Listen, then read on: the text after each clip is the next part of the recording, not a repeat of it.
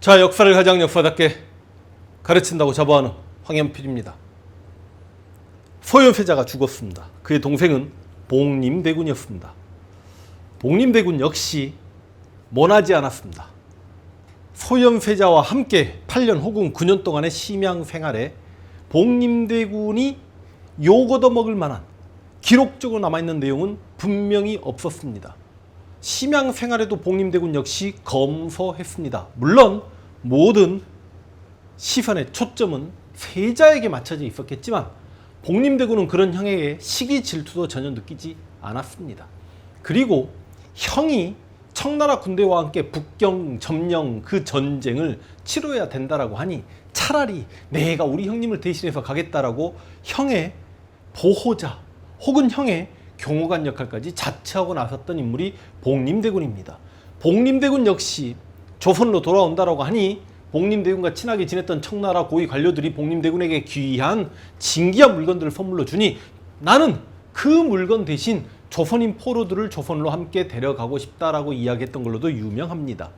실제로 인조와 만났을 때 진짜 소현세자가 이거 청나라 황제가 준 선물입니다라고 벼루를 바쳤을지 아닐지는 모르지만 이거는 이게 열려실 기술 기록이라고 했습니다. 그 자리에서조차 복림대군은 우리가 국력을 키워서 빨리 병자년의 치욕을 씻자라고 이야기했던 걸로도 유명한 인물이 바로 효종이죠. 그러면 소현세자는 강대국 청나라에서 벌모 생활을 하면서 청나라의 강성함을 알았고 그 청나라가 명나라를 멸망시키는 과정을 보았고 명나라 수도 북경이 청나라 수도 북경이 되면서 그곳에서 아담샤를 만나면서 서양 문물에도 눈을 떴던 반면에 복림대군 역시 북경까지 들어갔는데 복림대군은 완전히 까막 눈이었고 오로지 아버지가 8년 전에 청태종 홍탈지에게 무릎을 꿇고 막 이렇게 수치스러운 장면만을 가지고 질풍노도의 시간을 보냈을까? 저는 그건 아니라고 분명히 생각을 합니다. 그런데 어찌 되었던지 간에 형인 소현세자와 함께 조선에 귀국하고 나서 형은 2달 만에 죽었습니다.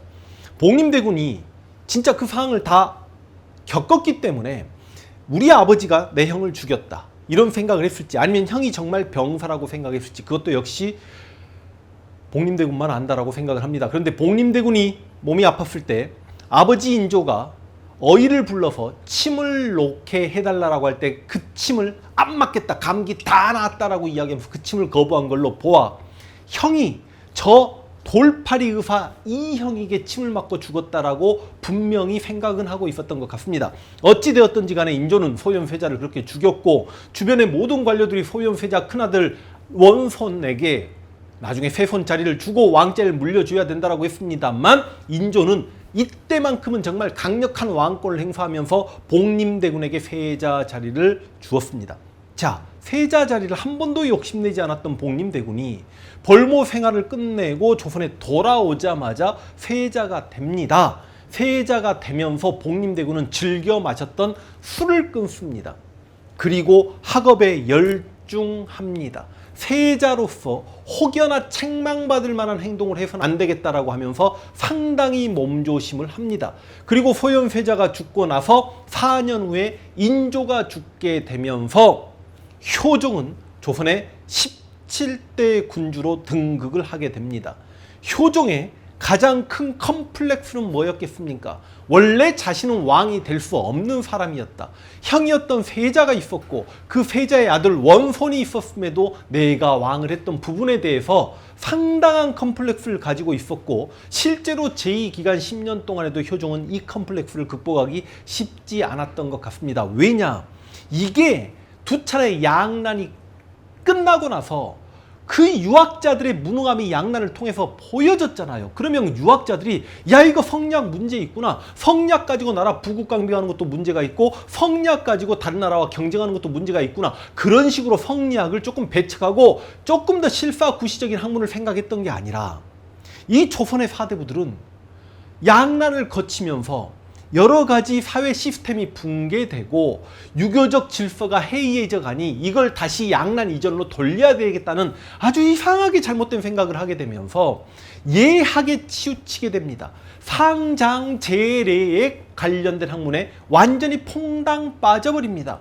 그래서 우리가 조선의 17세기를 예학의 시대 혹은 예치의 시대라고 이야기합니다. 바로 그 예치의 시대에 왕이 될 수 없는 복림대군이 형을 제끼고 자기 조카를 제끼고 왕이 되었다는 부분에 있어서 주변 사대부들의 눈치가 바로 효종은 보였던 겁니다. 그런데 효종은 왕이 되자마자 그 예약과 예치에 빠져있는 사대부들 중에 우두머리 사대부라고 할 수 있는 실제로 제야에서 중앙정계에 진출하지 않고 있음에도 불구하고 조정대신 관료들과 모든 사대부들의 존경을 한몸에 받고 있었던 송시열과 송중기를 부릅니다. 이들을 우리가 양송이다라고 이야기하죠. 이들이 왜 인조 정권에서는 출사하지 않았냐? 인조가 청나라 오랑캐에게 항복했기 때문에 그 인조 정권의 출사에서 관직 생활을 하게 되면 결과론적으로 오랑캐의 무릎을 꿇어버린 조선의 관료가 된다라는 생각이 있었기 때문에 인조 정권에 출사하지 않았지만 효종은 바로 그들을 불렀던 거죠. 그러면 효종 입장에서는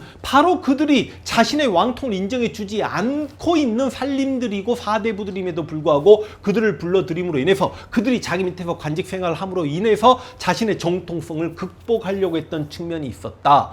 그런데 실제로 왕이 되고 나서 효종은요, 원래 심양 생활부터 검소했다라고 이야기했죠. 술은 좀 즐겨 마셨습니다.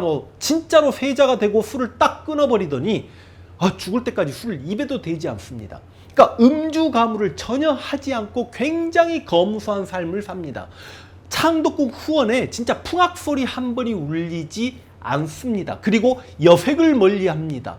여러분, 이것만 가지고도 효종은 거의 구도자적 삶을 살았다라고 이야기할 수 있습니다. 실제로 조선의 27명의 왕 중에 행동거지만 놓고 보면 가장 올바랐던 군주가 솔직히 효종입니다.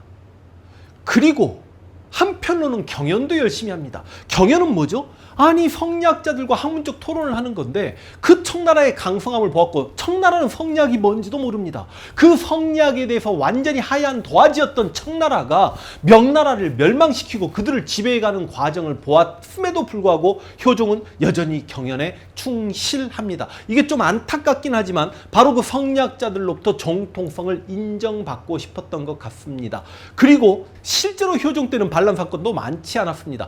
물론 김좌점의 난이 있었습니다. 김좌점 이야기하니까 해야 될 이야기가 좀 생각이 나는데요. 여러분, 우리가 인조가 소현세자를 죽였던 건 소현세자가 인조 자신이 청나라에게 그렇게 굴욕을 당했는데 소현세자는 볼모 생활하면서 청나라 관료들과 조금 친하게 지내고 거기서 희덕거리고 이런 인식을 좀 갖고 인조가 소현세자를 미워했다라고 하지만 그럼 인조가 진짜 반청파였냐? 물론 자신이 그렇게 치욕을 당한 부분에 대해서 굉장히 마음적으로 상처를 느끼고 있었지만 당시 사대부들이 그 오랑캐에게 항복해버린 자신 밑에 출사하지 않겠다고 중앙정계에 진출하지 않고 있는 그 살림 사대부들을 약간 고깝게 바라봤던 측면도 있고, 실제로 당시 조선 조정 중에 가장 친청 세력이라고 할 수 있는 김자점을 끝까지 중요했고 김자점이 영의정이었고 그 영의정이었던 김자점이 복림대군을 지켰고 소용조 씨를 지켰고 그 김자점이 실제로 효종이 왕이 등극하고도 역시 영의정이었고 인조도 죽으면서 복림대군 세자에게 김자점을 중용하라고 이야기합니다. 그러면 도대체 뭐죠? 그러면 인조는 소현세자를 청과 친하게 지냈다라고 죽인 게 아니라 그냥 자신의 정치적 정적이라고 생각했던 겁니다. 그런데 그 김자점을 결과적으로 효종이 제거를 하죠. 제거라기보다도 원래는 김자점도 중용하려고 했습니다만 송시열, 송중길 등이 김자점하고는 같이 정치할 생각이 없었다라고 했고, 김자점의 아들이 김자점을 꼬드겨가지고 김식인가 그래요. 약간 반란 모의가 있다라고 하니까 이들을 전부 다 유배 보내죠. 그랬다가 훗날 이들의 반역 사실이 정말 제대로 많지나 드러내고 김자점이나 그의 아들들이 이실직고를 하게 되니까 이 김자점 일가를 작살내긴 합니다. 그리고 자기 형에 대한 우애는 분명히 보입니다. 자기 형이 죽었을 때 울었다는 기록도 조금 나옵니다. 근데 형수는요, 세자빈 강씨 너무 억울하게 죽었잖아. 제가 지난 시간에 말씀을 드렸죠. 근데 역강이라고 해서 자기 형수를 두둔하는 사람은 용서하지 않았습니다. 그래서 또 몇 명 골로 갑니다. 그런데 그것 말고는 아까 말씀드렸듯이 왕의 자리에서 효종이 술도 마시지 않고 검소했고 음주가무도 싫어했고 여색도 밝히지 않았다, 이런 구도자적 삶을 살았음과 동시에 아름다운 형제의 모습을 보이는데 자신의 친동생 임평대군이 죽습니다. 진짜로 이야기가 또 옆으로 갑니다만 선조는 자식들이 광해 말고는 개차반이었습니다. 임해군, 순화군, 정원군, 장난 아니었죠. 그런데 인조는 자식 농사는 잘 지었어. 소현세자, 복림대군, 임평대군. 지금 복림대군이 왕이 돼서 어떤 왕의 모습을 보여주고 있는가를 저는 객관적으로 이야기하는 겁니다. 일반인들이 생각할 때 소현세자가 왕이 됐어야 했는데 복림대군은 실현 불가능한 북벌만을 주장하면서 성리학자들과 잘 지냈기 때문에 조선의 개화가 늦어졌다라고 합니다만 복림대군의 입장에서 한번 헤아려 보자는 거죠. 그런데 셋째 아들 임평대군도 나름 괜찮았습니다. 근데 임평대군이 효종 자신보다 먼저 죽으니 대성통곡을 하면서 그 임평대군의 자식들을 궁궐로 불러다가 거의 데리고 살다시피 하고요. 소현세자 막내 아들, 셋째 아들 살았죠. 그 셋째 아들을 한양에 불러 올려서 살게 해준과 동시에 죄인으로 제주까지 유배되었습니다만 경안군이라는 칭호를 내려줬고요. 소용 조씨 아들 숭선군인가 그래요. 이 새끼를 받들려고 했던 게 바로 김자점의 난인데 이때 김자점 일가는 작살내면서도요 자신의 이복 형제 숭선군을 살려줍니다. 이 숭선군이 얘가 유배를 가가지고 자기 노비들한테도 내가 만약 왕이었다면 이딴 짓거리 하고 있음에도 불구하고 그 숭선군을 살려둡니다. 아름다운 형제 그리고 백성들을 위한 정치를 상당히 펼칩니다. 김육의 조언을 받아들여서 대동법을 확대시켜서 충청도까지 대동법이 실시되게 했고요. 역시 김육을 통해서 그 아담샬의 시헌역, 역법을 가지고 들어옵니다. 날짜 계산이나 일기예보나 이런 것들을 시헌역을 통해서 훨씬 더 완벽하게 맞춰낼 수 있었기 때문인 거죠. 그리고 농서를 집대성했던 농가 집성을 펴기도 합니다. 그러나 우리가 효종하면 딱 떠오르는 단어 바로 북벌이죠. 효종이 진짜 북벌을 하려고 했을까? 이때 북은 청나라입니다. 벌은 정벌하자는 거죠. 바로 청나라를 공격해서 병자년에 당했던 치욕을 싣고 지금 명나라는 멸망했지만 그 명나라를 다시 부활시켜줌으로 인해 임진년에 우리가 명나라에게 입었던 제조지은의 은혜를 갚겠다는 거죠. 북벌은 우리가 병자에 당했던 치욕 때문에 열등의식의 표현이 아니라 이제 명나라가 망했기 때문에 우리나라가 작은 중국, 우리가 소중하다라는 우월의식의 표현이었습니다. 그런데 진짜 심양에서 벌모 생활을 했고 그 청나라 군대가 얼마나 강성했음을 알았던 복림대군이 그 청나라 군대가 명나라를 멸망시키는 과정을 보았던 복림대군이 과연 조선의 군사력으로 그 청나라를 멸망시키고 명을 재건시켜준다는 그 꿈이 실현 가능하다라고 생각했을지는 모르겠습니다. 진짜로 북벌에 대한 의지가 진심으로 효종이 어느 정도였는지는 저는 진짜 역사책을 통해서 파악이 안 됩니다. 이거는 효종만 합니다. 그러나 어찌됐든 간에 효종은 국방력을 강화시킵니다. 군대를 징집합니다. 그리고 군사훈련에 매진합니다. 자신부터 무술을 상당히 익혀나갑니다. 그래서 실제로 효종은 조선의 왕들 중에 가장 건장한 몸을 가지고 있었습니다. 당연히 무인들을 선발하고 무관을 중용합니다. 그래서 중앙군 훈련도감에 벌써 13,000여 명의 병력이 확보가 됩니다. 북벌의 중심 기구는 어영청이라는 기구가 있습니다. 중앙군 5군용 중에 어영청이 있었죠. 이 어영청의 이완을 장군으로 삼고 북벌을 준비합니다. 그래서 33,000의 병력까지 만들어졌습니다. 실제로 효종의 꿈은 10만 조총부대를 준비해서 중국 남쪽에 아직 명나라 잔당 세력이 있습니다. 오삼기를 비롯한. 이들이 반란을 일으켰을 때 청나라가 방심하고 있는 틈에 공격하면 청을 멸망시킬 수 있다는 생각을 했는지는 모르겠습니다만 여기저기 기록에 보면 군사훈련을 시키고 그러는 과정에서도 청나라의 진법은 청나라의 군율은 그렇게 언급을 해가면서 청나라 군대와 항상 비교했다라고 하고 청나라 옷과 우리나라 옷을 비교하죠. 우리 이렇게 그 다음 이렇게 소매 이렇게 길게 늘어져서 불편하고 이게 땅을 쓰니 청나라 옷은 호복이라고도 이야기합니다만 굉장히 입기 편하고 날래게 잘 만들어진 옷이니 우리도 좀 옷을 그렇게 입으면 안 되겠냐라고 했더니 바로 사관들이 청나라 옷을 찬양하고 있어요. 이런 기록도 있죠. 자, 그런데 이렇게 북벌을 준비하고 있었습니다만 북벌이 코미디라는 게 어디서 드러나냐면 두 차례 나선 정벌에서 드러납니다. 여러분 나선 정벌 들어보셨습니까?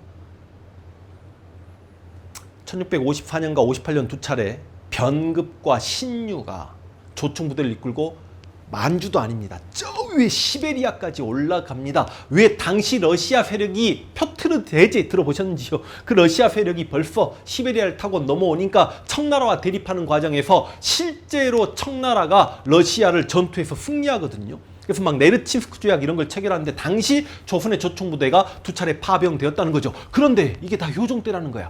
효종은 청을 공격하고 청을 멸망시켜서 우리가 병자니에 당했던 치욕을 씻자라고 북벌을 준비하고 있는데 청나라가 야 우리 러시아랑 전쟁해야 되니까 좋은 말 할 때 응원군 조총부대 좀 보내. 그러니까 예 알겠습니다라고 보낸 게 나선정벌이죠. 나선정벌을 효종 때 했다라는 건 북벌의 비현실성이 그대로 드러난 사건이라고 보시면 되겠습니다. 그런데 이제 조금 우리가 아쉬운 게 효종은 북벌 군주다 충분히 이해할 수 있습니다. 그런데 바로 이 북벌을 효종이 이완 장군과 함께 했다는 건 당연히 받아들입니다. 근데 송시열, 송중길과 함께 북벌을 했다? 송시열이 당연히 성리학적 가치관에 매몰되어 있는 인간이었고 주자에 완전히 폭 빠져있는 인물이었고 막말로 윤유가 세상의 이치를 주자만 알고 나 윤유는 모른단 말이냐. 훗날 공자가 다시 태어난다면 내가 옳다라고 할 것이다. 이 말 한마디 했다가 사문의 난적이다라고 해서 윤유를 죽여버리는 그 완전히 성리학을 절대화시키고 교조화시켰던 그 송시열이기 때문에 그 송시열 성리학 교조주의자 송시열은 당연히 오랑캐 청나라에게 무릎 꿇을 사람이 아니기 때문에 효종과 함께 북벌을 준비했다라고 일반인들이 많이 착각합니다만 당시 사대부들 역시 인조 정권에 출사하지 않고 있다가 효종 정권에 출사했던 이유는 바로 저 효종이 정통성은 없지만 북벌을 준비하고 있으니 우리가 함께 북벌을 준비해서 청을 공격하자라는 그런 생각을 하고 있다라고 인식하는 것 자체가 완전 코미디입니다. 그러니까 여러분 도대체 이 조선은 그냥 사대부의 나라고 왕권과 사대부의 권한 중에 솔직히 사대부의 권한이 가면 갈수록 더 커져가는 나라고 사대부의 바다 위에 만약에 소현세자가 왕이 됐으면 소현세자라는 배 한 척이 떠 있었던 건데 과연 소현세자가 조선의 왕이 되었을 때 얼마나 조선을 개혁할 수 있었을까? 제가 이 영상을 촬영하려고 했다가 이 영상을 나중에 따로 묻어둔 겁니다. 나중에 지금 따로 여러 가지 더 영상들 촬영할 게 좀 있어가지고요. 효정이라는 배 한 척이 떠 있었는데 효정 입장에서는 그 사대부의 바다를 타고 넘어가기 위해서 파도를 타고 넘어가기 위해서 송시열과 송중길까지 끌어들였고 자신의 정통성을 인정받으려고 노력했고 북벌을 준비하는 척했을 수도 있는 거죠. 그런데 그게 진짜 척인지 효정이 진심으로 북벌을 꿈꾸고 있었는지는 모르겠지만 아까 이야기가 옆으로 갔습니다만 송시열, 송중길 비롯한 사대부들은 청나라는 오랑캐 우리는 명나라를 받들어 숙명사상 존화주의 화가 명나라죠. 그 화이사간 세상은 중화와 나머지 오랑캐로 구성되어 있다는 그 중국 중심의 세계관에서 빠져나오지 못하고 이제 우리가 소중화다라고 이야기하면서 이상한 잡벅의식과 더불어 열등의식이 아니라 우월의식으로 북벌을 준비했다라고 하는데 사대부들이 진짜 북벌을 준비했냐고. 전쟁하려면 기본적으로 사대부들이 기득권을 내놔야 되잖아요. 자신들의 노비가 자유민이 많이 대줘야 그들이 군인이 되잖아. 자신들이 부정축제하지 않아야 그 돈으로 군비가 확충이 되잖아. 그리고 사대부들이 효종에게 불만을 느꼈던 게 뭐야? 사대부는 유학자들의 나라인데 숙문천무 사상이 확고했던 조선인데 바로 효종 때 갑자기 무관들이 중앙정기로 진출하니 그들이 칼 차고 이렇게 다니니 유학자들 사대부들 입장에서는 그게 정말 싫었거든요. 그래서 어떻게 송시열이나 송중길 같은 작자에게 북벌을 꿈꿨다라고 이야기할 수는 없다. 효종은 진심으로 북벌을 그 사대부들의 마음을 사기 위해서 하는 척했던 건지 마음속으로 진짜 북벌의 웅대한 꿈을 가지고 있었는지 모르겠지만 효종의 북벌 내용을 또 자세히 들여다보면 한양까지 압록강에서 내려오는 길에 성을 축조합니다. 강화도에 여러 성을 축조합니다. 남한산성에 군량미를 확보합니다. 이게 진짜 북벌 준비냐 아니면 다시 청나라의 외침이 있었을 때 이 나라를 지켜내기 위한 준비냐도 우리가 한번 생각해 보아야 하겠습니다만 실제로 북벌을 하고 싶었을 마음 확률이 1%도 없었던 그 조선 유학자, 물론 윤유 같은 인물은 정말 엄청나게 북벌을 강조하긴 합니다만 바로 그 송시열이 효종과 독대라는 걸 합니다.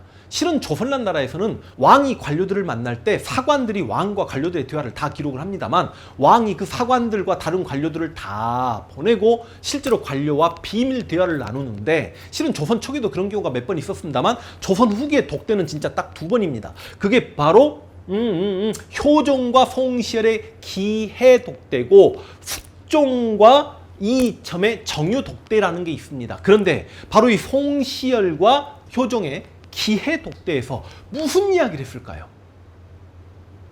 송시열이 도대체 효종에게 뭐라고 이야기했을까요? 효종아, 너 진짜 북벌 하려고 하는 거야? 북벌은 하는 척만 해야지. 아, 북벌하려면 최소한 병력이 어느 정도 있어야 되고 군량미가 이만큼 확보가 돼야 되는데 그럼 우리 사대부들 재산 다 털어서 하겠다는 거야?